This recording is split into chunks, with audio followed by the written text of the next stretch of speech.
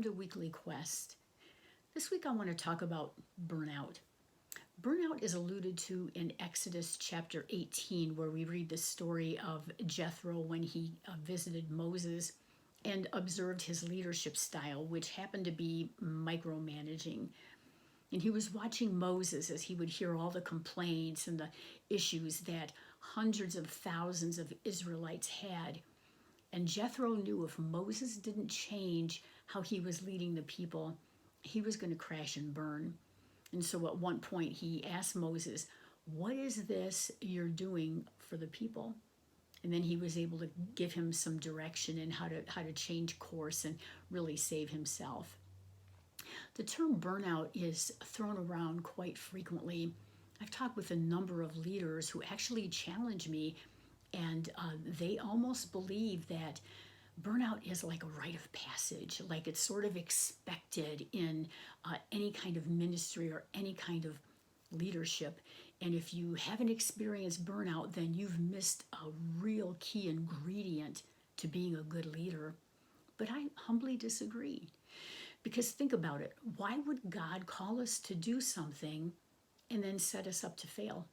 Why would he allow us to run out of gas, to run out of steam, and to just kind of collapse in the middle of whatever, and then we just desert and we run and we just become discouraged and disappointed with ministry and with God?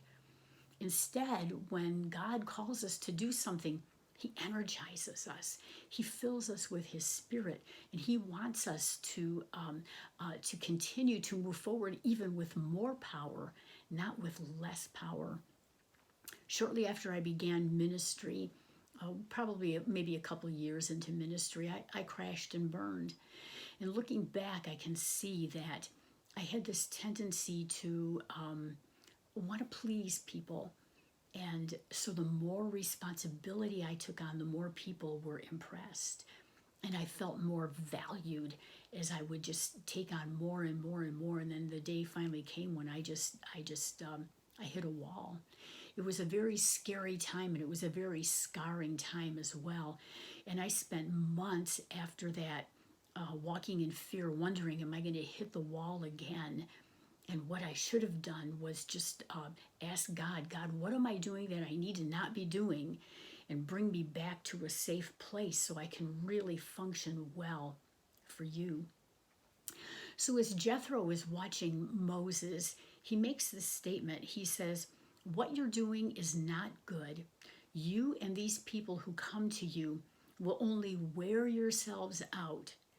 He told Moses, "The work is too heavy for you. You cannot handle it alone."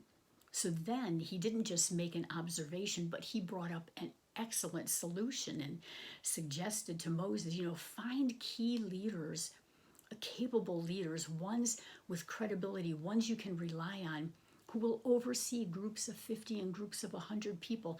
And then Moses, that way you can handle some of the key issues at a higher leadership level. That will free you up to be able to continue to teach and train the people, but don't feel that you have to handle every minute detail in the lives of these people. In fact, he went on to caution him, and he said, if you do this as God commands, then you'll be able to stand the strain, and all these people will go home satisfied. Every leader's dream, right? In Romans 12, Paul gives a list of ministry gifts like encouraging and giving, serving, teaching, leadership. But he prefaces that list with the statement that God gives us these gifts with a measure of faith, kind of like this. And he says that we are to function in our gift with sober judgment. And the word sober means not exaggerated. When we exaggerate the use of our gift, if this is, say, the realm of God's grace, the measure of faith, and if we exaggerate it, we will expand it and make it larger than what God ever intended. And what we need to do when we're working within our gifts, we need to bring it back down and ask God, hey, what size do you want me to function within? And give me the safe parameters so I really can serve you well. Our minds, our bodies, our emotions can only handle so much. And God knows what that limit is. And that's why He creates that safe place for us.